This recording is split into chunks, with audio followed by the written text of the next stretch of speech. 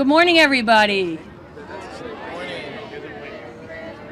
So I'm an elementary school principal. My name is Principal Tracy or Mrs. Griffith. So good morning, everybody. So we want to welcome all of you, but we'd like to welcome Mayor Walsh, Chairman O'Neill, Dr. Chang, Chief Brophy, Director Lyons, the Office of Budget Management, Councilor LaMattina, State Representative Aaron Mikowitz, Councilor Asabi George, Instructional Superintendent Tommy Welch, and Feingold Alexander, and all of you to the groundbreaking of the new Upper Eliot School. Can I have a round of applause for that?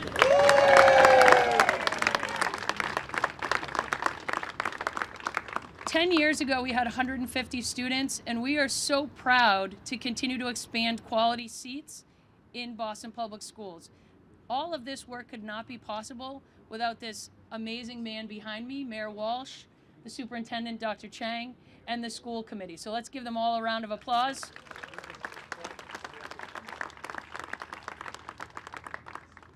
So I have the honor and privilege to introduce our mayor, Mayor Walsh. Mayor Walsh has been a supporter of public education throughout his career, but most importantly, the last few years, he has made a commitment to public education in the city of Boston. So I am proud. I'm the proud principal. I am also a proud resident of the city of Boston, and both my children attend Boston Public Schools, and so I am so proud to introduce Mayor Martin J. Walsh. Thank you, Tracy. And I want to first of all just thank Tracy, thank the staff, and all of the teachers and staff at the Eliot School for making the school such a great school. So let's start there, and thank you. I'm going to talk about the students in a few minutes. I'm proud of them as well, and I want to thank Superintendent Chang, Trish Lyons, Mike O'Neill from the school committee. This is a collaborative effort. When you think about how do we move forward, obviously the education inside the school happens with the parents and the students and the teachers and the staff. But on the outside, putting all these efforts together takes a collaboration. And you have an incredible collaborative representation here. Which starts with your state representative, Aaron Mikowitz, who does an incredible job working with the budget, working with us to make sure we move forward. So thank you, Representative, for your involvement here. City Councilor LaMattina, whose district this is, but also City Councilor Asabi George, making sure that we have what's needed for our kids and make sure we have the best of facilities for our kids and moving it forward, our budgets forward. So I want to thank Councilor LaMattina in particular because it's his district per se, but also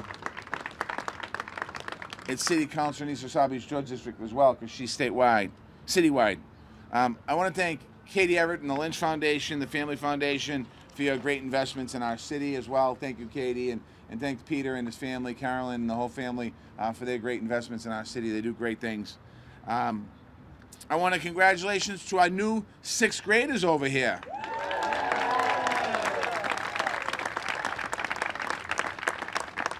The moving up ceremony's today. It's a special day at the school. And this is, I didn't know this, so somebody helped me with this fact. This is one of the oldest continuous running schools in Boston and one of the oldest schools in America. And I didn't know that fact because when I'm over in Deutsch, the Mather says they're the oldest school and they're continually. And then Latin school takes credit for everything. Any Latin grads here, they take credit for everything that happened in the earth. I want to thank you as well. But I want to congratulate this great school and congratulate you, formerly 5th graders. It's an exciting day moving into 6th grade and getting ready as you continue to. You're welcome. Let's continue your education. And this school also this week won the title for the best view of Sale Boston. Are you kidding me? I think Tracy's gonna. I think she had bleachers out here last weekend, charge her money to sit out back here. Well, she should have for this. But I want to thank you as well. I mean, congratulate you on that. This building means a lot. Renovating this building, continue this work. This project represents the innovation we're speaking of through our Build BPS master plan. And part of our master plan that we're doing in the city of Boston really was guided off of when I first came to the school and I toured it with Tracy. We were on the first floor. I think we're on the first floor at that point looking at some of the renovations that happened. And I thought to myself, if we, we have a great education inside our schools, our kids deserve great educations as well in the great learning facility. And we're taking this school, what's happening here in the North End, and we're modeling it, and we're going around the city of Boston to make sure we bring all our schools up to 21st century standards. We should have all our kids learning in a great environment. They might not have the ocean in their backyard, but certainly they can have opportunities for having great amenities inside the school. So I'm looking forward to it. This project's not just about more seats. This project's about creating opportunities for students to collaborate with one another. It's more accessible to students and educators of all abilities, and it's going to allow students to have cutting-edge technology. And its environmental design will help us make one of the most energy-efficient, sustainable schools in our city. So there's a lot here at this school. This renovation is going to give students the tools they need to think creatively, work together, and to solve 21st century problems. And we need to make sure that as we talk about how we prepare our kids for the future, we need to make sure that our young people are prepared for the future, prepared for the jobs of the future, and that's something that's really important for us. The Eliot School is in the midst of a renaissance. I can't stress enough. I can't thank the leadership enough of this school. I want to thank the hardworking educators who I see you. When I come to the school or I see you down the street at the rink for the 10th anniversary of Tracy, I watch you. I watch the commitment and dedication that each of you have for this school. I want to thank you. You're driving students. You have a strong culture here in our school. You become one of the highest performing schools in our city. And you're also a model for us, not just in our city, but in the state. Adding more pre-K and K1 and pre-K kindergarten seats also helps us towards our goal of having universal pre-kindergarten in our city of Boston.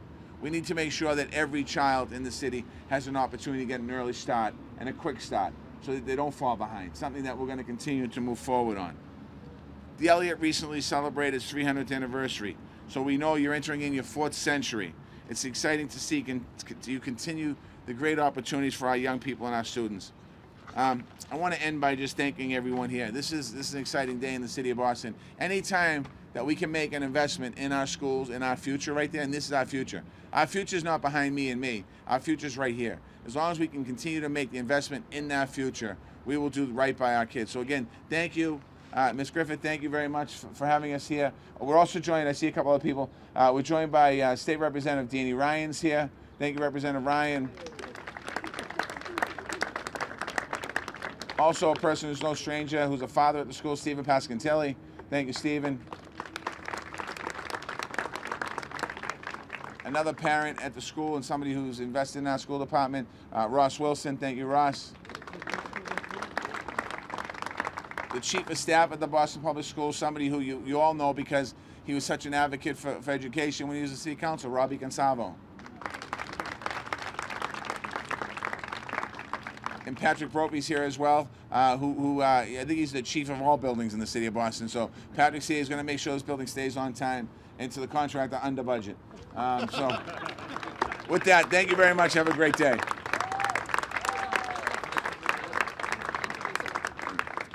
Now, I was supposed to bring somebody up, and I will. I have the great honor of bringing up to you, to the microphone, a gentleman who's been here for almost 2 years now. He's the superintendent of our schools, and he's laid down a strong foundation that we're seeing benefits all across the district.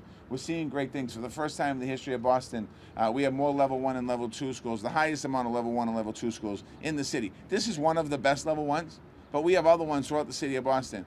Dr. Chang is also looking how do we create equity across our district, how do we close the achievement gaps, how do we make sure we have excellence for all. Your superintendent, Dr. Tommy Chang.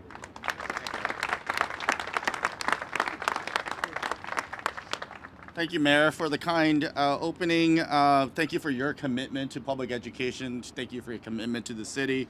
Chairman O'Neill, thank you for also being here and your unwavering commitment and support for Boston Public Schools. I want to also introduce Instructional Superintendent Tommy Welch. He is the supervisor of this school and he supports Principal Tracy. Principal Tracy, thank you for your amazing work with the students, and a lot of congratulations to young people. Congratulations, 6th graders. And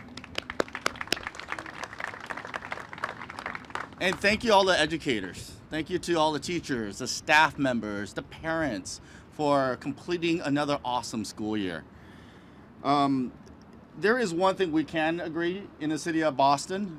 Whether you might want to disagree who's the oldest elementary school, which school has the longest history, Boston Public Schools is the oldest school district, the very first public school district in the country. That is one thing we can all agree on. There's been such transformation of this school. I mean, while I've only been here for 2 years, I've come to learn the history of this school. And it's rapid transformation over the last 10 years.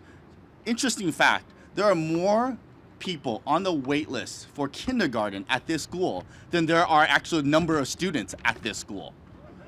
And that shows you this demand for high quality seats in the city. And it is my commitment, and I know it's the mayor's commitment, to make sure every single school is quality throughout the city. We want to do this work of delivering quality education also in a very innovative way. We need to make sure our young people are prepared for the 21st century economy. That means our young people need to be prepared not only for college, but also for career and for life as well. And while the world around us is changing, literally this thing right here has more computing power than the computers that took astronauts to the moon during Apollo missions. Our classrooms across this country pretty much look the same as they have for hundreds of years. We're about to have self-driving cars in our country, in this city. We're about to have drones that will deliver packages straight to your house, but our classrooms pretty much look the same as they have over the last 100 years. But we are working very hard to change that. As the mayor said, the $1 billion in investment for Build BPS will renovate our school buildings to become spaces of learning that is 21st century. Our classrooms will be equipped to prepare our students for an innovation economy. Boston, of course, after all, is a hub for innovation, a city powered by world-class universities, top-notch hospitals, and a booming biotech industry. We are the cradle of liberty, we are the cradle of public education, and since this country's founding, Boston has been a constant pioneering in changing the way we think, the way we live, the way we develop life-saving medical breakthroughs, the way we create life-altering inventions. So I'm proud to be the superintendent of Boston Public Schools. I'm proud of the work that this school is doing to create an innovation space for young people. There will be 18 state-of-the-art classrooms geared towards flexible use and collaborative learning at this school. There will be small learning nooks, perfect for small group instruction. There will be breakout spaces. There will be places where young people will be able to display their work. And 3rd through 8th grade students who will be attending the Eliot in September will be going to a school in the newly renovated North Bennett Street School, which also underwent a massive $23 million modernization. So there's a combined $43 million investment by this city to create a 3-campus Eliot School that we can proudly say will provide a modern education for 21st century learning for the young people you see right in front of you. So again, thank you all for coming today. I will now turn it over to Patricia Lyons, who is Public Facilities Director for the City of Boston. Thank you so much.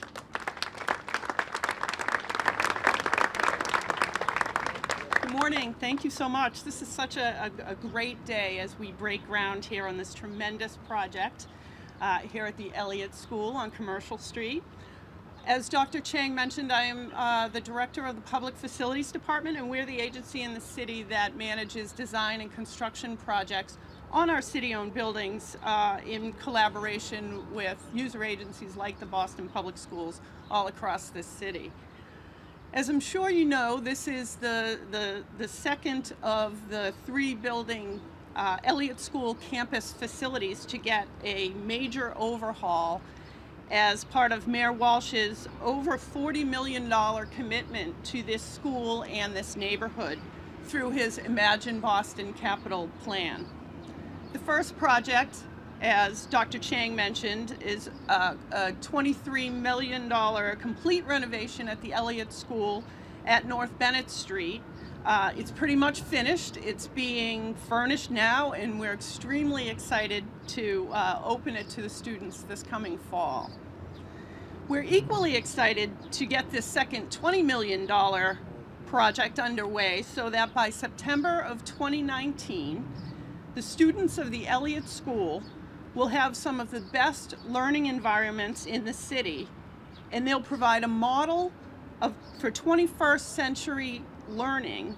That is the goal of Mayor Walsh's $1 billion Build BPS Capital Facilities Program.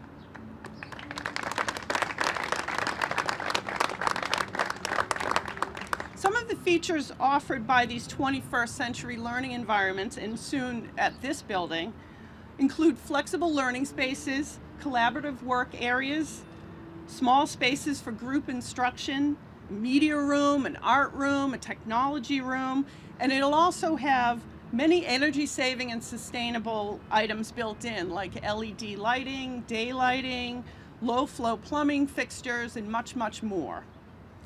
And while this building will have some tremendous features, and as the mayor and everybody else referenced, one of the best views of any city school in Boston, this location actually proved to be a bit of a challenge. As we began the design of the building, we realized there would need to be an extensive permitting process required due to the waterfront location. This meant not only working with our regular city agencies, but with state and federal agencies as well. And if you think that was easy, let me fill you in on how many different agencies had to come together to make this day possible. First, I'd like to thank both State Representative Aaron Michaelwitz and Senator Joseph Boncourt.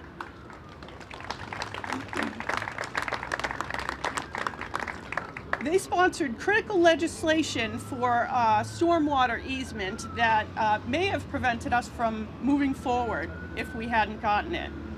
We also coordinated with state agencies, including the Department of Conservation and Recreation, the Division of Capital Asset Management, and the Department of Environmental Protection. Federal agencies, including the U.S. Environmental Protection Agency and the Army Corps of Engineers.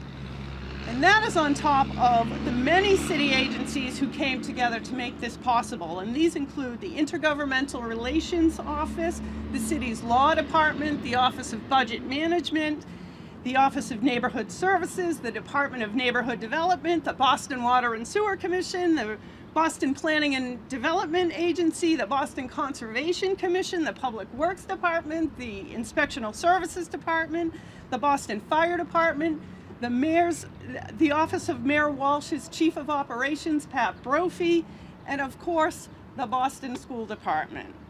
So I would venture to say that this is an unprecedented group of agencies that came together, and their efforts should really be applauded.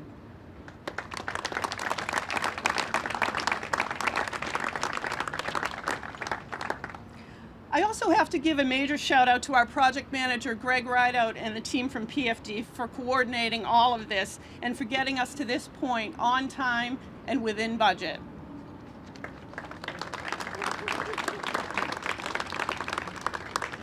I'd also like to applaud you, the Eliot School community, and your principal, Tracy, and the broader North End neighborhood for your active participation in this process, which no doubt has made this project better than it otherwise would be.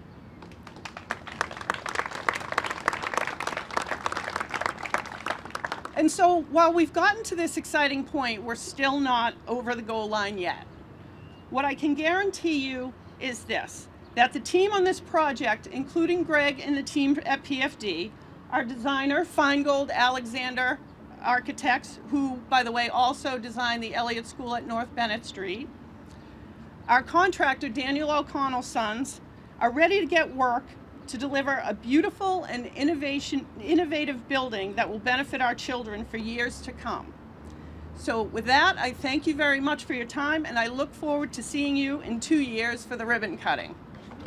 Thank you.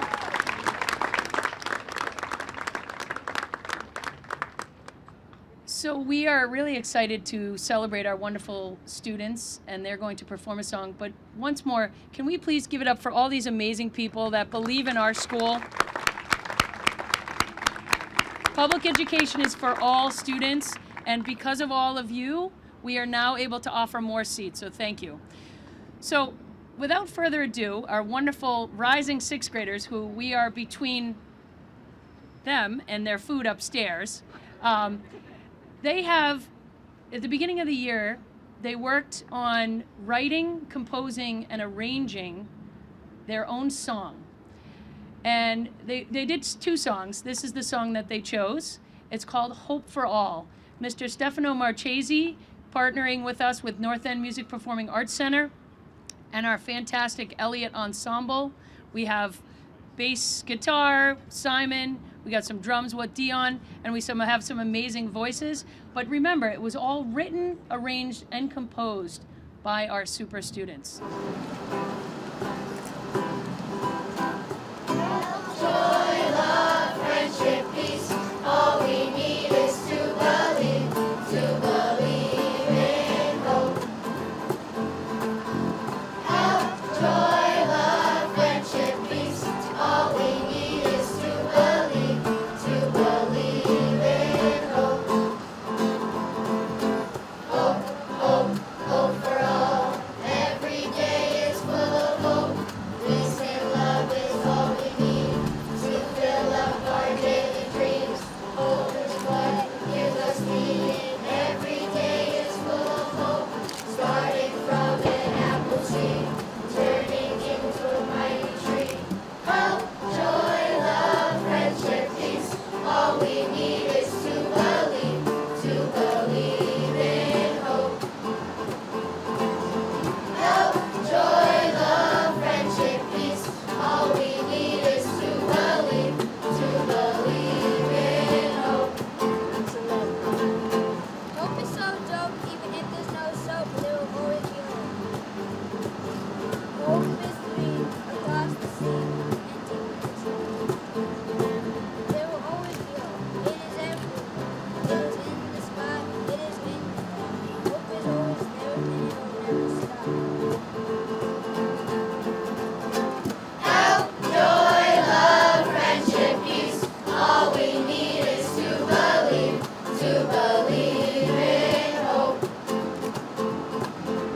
Help, joy, love, friendship, peace. All we need is to believe in hope. You got it? You can sing with us. Let's go. Help,